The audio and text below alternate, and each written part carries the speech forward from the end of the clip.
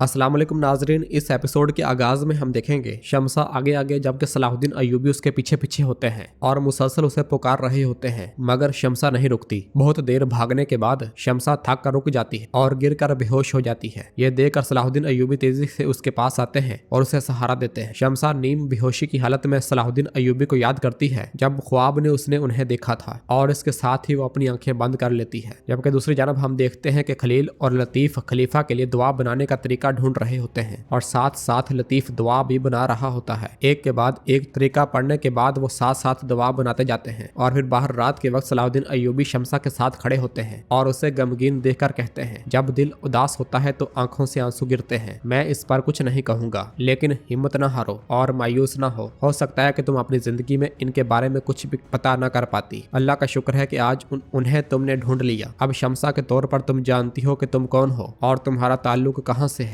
ये बहुत बड़ी नेमत है। अब अपने आंसू साफ करो। तो शमसा कहती है, जब मैं उनसे मिलने का इंतजार कर रही थी। तो सलाहुद्दीन अय्यूबी कहते हैं, मुलाकात और जुदाई दोनों एक ही सिक्के के दो रुख हैं। आइए अल्लाह से दुआ करें कि अल्लाह तुम दोनों को अब्दी जिंदगी से अलग न करे। तो शमसा कहती है, मैं हाथ मुंह धो लूं। शमसा के आगे बढ़ते साथ ही शेरकू वहां पर आता है। उन्हें देखकर शमसा एक जानब छुप जाती है और शेरकू सलाहुद्दीन अय्यूबी से कहते हैं, हमारे सुल्तान तुम्हें बुला रहे हैं। सलाहुद्दीन तुम्हारे निकलने से पहले वो तुम्हें देखना चाहते हैं। ये सुनकर सलाहुद्दीन अय्यूबी जैसे ही जाने लगते हैं तो शेरकू उन्हें रोकते हुए कहते हैं, सलाहुद्दीन ये लड़की यहाँ क्या कर रही है। जबकि इस दौरान शमसा भी छुपकर उनकी बातें सुन रही होती है। तो सलाहुद्दीन अय्यूबी कहते हैं, वो अपनी माँ की तलाश में थी और मैंने उसकी मदद की। तो शेरकू कहते हैं, मेरा मतलब है कि वो तुम्हारे घर में वो लड़की क्या कर रही है। तो जवाब में सलाहुद्दीन अय्यूबी कहते हैं, वो हमारी मेहमान है। आज उसे अपनी माँ की मौत का इल्म हुआ। उसने कहरा में हमारी बहुत मदद की। मैं उसके दर्द को नजरअंदाज करने वाला नहीं हूँ। तो शेरकू पूछते हैं, तुम इस मामले में दिलचस्पी क्यों ले रहे हो। क्या कोई और शख्स नहीं है। काजी फाजिल है, वो उसे ढूंढता। हमाद है, उससे कहते वो लड़की तुमसे दूर क्यों नहीं जाती। तो सलाहुद्दीन अय्यूबी कदरे गुस्से से कहते हैं, चाचा ये बात करने की जगह नहीं है। मैंने आपको सब कुछ बता दिया, बाकी किस्मत है। तो शेरकू कहते हैं, जी हाँ सब कुछ किस्मत है। क्या वाकई उसकी माँ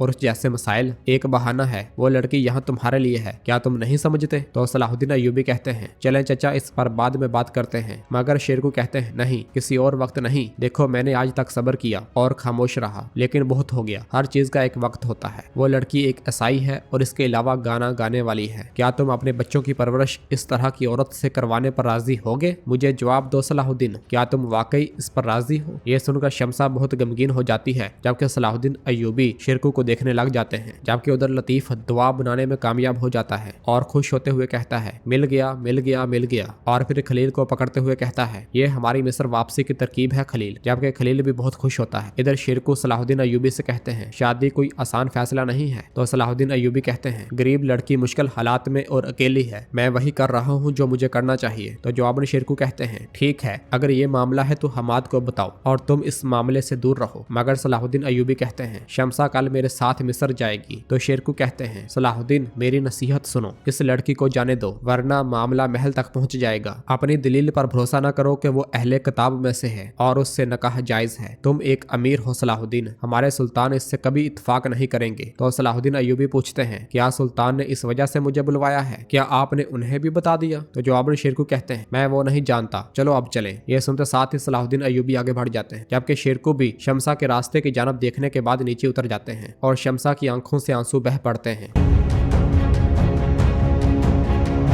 उधर खेमे में कारातेगन उस बुजुर्ग के साथ बैठा होता है। वह बुजुर्ग कहता है, तुम्हारा नाम कारातेगन एक सफेद स्याह के साथ क्या करता है। उसे रोशनी देता है, उसे नरम करता है। सफेद स्याह के साथ क्या करता है। तो कारातेगन कहता है, वो उसे फनाह करता है, उसे तबाह करता है। तो बुजुर्ग कहता है, तुम्हारा उस रोशनी के साथ क्या ताल्लुक है जिसने तुम्हें माजी में रोशन किया था। जब वक्त खत्म हो गया तो तुम क्यों आए हो। क्या नापाक करने आए हो। हर कोई तुझ में खुदा की बरकत देखता है, जिसने अपने हाथों से तेरी शक्ल दी और देखभाल की। क्या हमने पहले एक दूसरे को मार नहीं डाला। क्या हमने कसम नहीं खाई थी। क्या हमें दोबारा जिंदा नहीं किया जाएगा। तुमने तवील रास्ते का ये बोझ क्यों उठाया। इधर शाम में सुल्तान सलाहुद्दीन अय्यूबी से पूछते हैं, अमीर सलाहुद्दीन ये मुजाहिदीन की जिंदगी है, हमेशा दो रास्तों के दरमियान। तुम गजा की फरियाद पर मदद के लिए गए, तुम बगैर थके और आराम किए मिस्र की सलामती के लिए कोशिश करोगे। तो सलाहुद्दीन अय्यूबी कहते हैं, फतह और मदद अल्लाह की तरफ से आती है मेरे सुल्तान। तो सुल्तान कहते हैं, लगता है कि तुम्हें उस कुएं से कुछ मिला है सलाहुद्दीन। तो सलाहुद्दीन अय्यूबी पूछते हैं, क्या मिला है। तो सुल्तान कहते कहते हैं, अजियत ने तुम पर बेबसी का पर्दा हटा दिया है, गोया कि तुम जान गए हो कि इस जिंदगी में सबसे अहम क्या है। तो सलाहुद्दीन अय्यूबी पूछते हैं, अस्तगफिरुल्लाह मेरे सुल्तान, ये क्या है? तो सुल्तान कहते हैं, सलाहुद्दीन ये इश्क है। कहते हैं कि जो इश्क को जान लेता है और उसकी हकीकत को पहचान लेता है वो खामोश हो जाता है। तो सलाहुद्दीन अय्यूबी कहते हैं, मेरा इस पर कोई दावा नहीं है मेरे सुल्तान। तो सुल्तान कहते हैं, फिर तुम इसे नहीं जानते। अगर ऐसा है तो तुम फतह के रास्ते पर क्यों निकले? अगर तुम इश्क को नहीं जानते और इसका एहसास नहीं है तो तुम एक जगह से दूसरी जगह जाकर जोशो खरोश के साथ क्यों काम करते हो? शायद तुम्हें खुद के अंदर झांक कर अपने आप से ये सवाल करना चाहिए, मिसाल के तौर पर कुदस हमारे लिए क्यों अहम समझा जाता है? तो सलाहुद्दीन अय्यूबी कहते हैं, क्योंकि ये मुकद्दस है और ये हमारा पहला किबला है और अल्लाह ने इसे अपनी मुकद्दस किताब में भी बयान किया है। ये मुकद्दस सरजमीन है। तो सुल्तान कहते हैं, जी हाँ, लेकिन ये सरजमीन बताती है कि मुकद्दस सरजमीन इश्क है। कुदस इश्क की सरजमीन है। ये बहुत से पैगंबर और औलिया के आंसुओं से सराब हुई। इस पर बेशुमार सजदे किए गए हैं, मस्जिद हराम की तरह। जिसके दिल में ये नहीं है और इश्क जिसके नसीब में नहीं, वो सोचता है कि ये सिर्फ मिट्टी की दीवारें हैं। और जिनके नसीब में ये नहीं है उन्हें ना जहाद करना नसीब होता है और ना ही फतह। यानी कि जो अमीर सलाहुद्दीन इश्क को नहीं जानता उसे अपना रास्ता नहीं पता।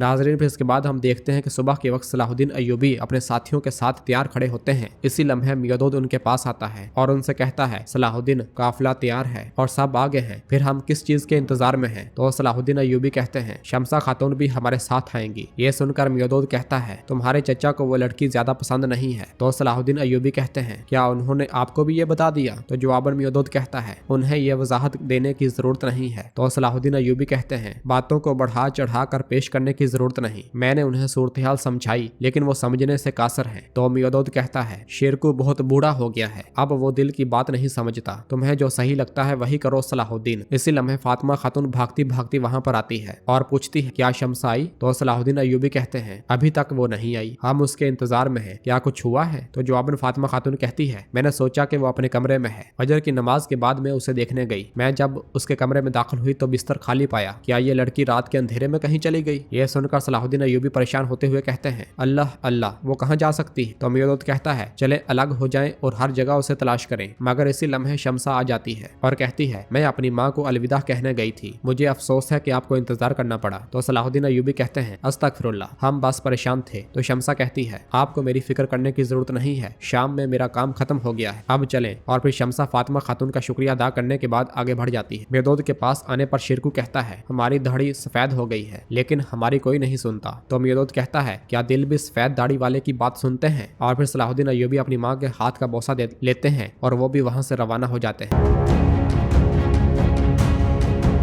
जबकि दूसरी जानब हम देखते हैं कि मैला और बालन बग्गी पर सवार होकर कहरा की जानब आ रहे होते हैं। मैला कहती है, मिस्र में जाने का मकसद बादशाह के तजारती इकदामात की हमायत करना है, लेकिन हमारा हतमी मकसद माइल्स के कातिल को तलाश करना है, सलाहुद्दीन को कत्ल करना है। इस हवाले से तो बालन कहता है, आपको कुछ खदशात, सलाहुद्दीन से मेरी कुर्बत आपको डराती है। तो जवाबन मैला कहती है, इसे खौफ की बजाय एहतियात कह सकते हैं, सलाहुद्दीन को अपनी कुर्बत की वजह से मेरे रास्ते में हायल न होने देना। तो जवाबन बालन कहता है, मेरा वाहिद मकसद अपने खानदान की मिरास को बरकरार रखना है और मेरा मिस्र आने का सबब भी यही है। तो मैला कहती है, आने का सबब और वापसी का सबब और रहने का सबब, ये सब मुख्तलिफ कहानियां हैं। बाज़ औक़ात कहानियां हमें अपने मर्जी का रास्ता रोकने से रोकती हैं। तो बालन कहता है, ये आपकी सोच पर मुनहसर करता है। शाम में सुल्तान शेरकू और यरुकी के पास आते हैं और उनसे कहते हैं, शेरकू क्या तैयारियां मुकम्मल हैं? तो जवाबन शेरकू कहता है, मेरे सुल्तान तैयार हैं। तो सुल्तान कहते हैं, गंदम के वो ज़खायर जो टेम्पलर्स ने लोगों से छुपा रखे हैं, उन्हें हासिल करने के बाद आप जानते हैं कि एक दाना भी ज़ाया करने के बगैर उन्हें कहां भेजना है। गंदम हासिल करने के बाद एक और अहम मुहिम है।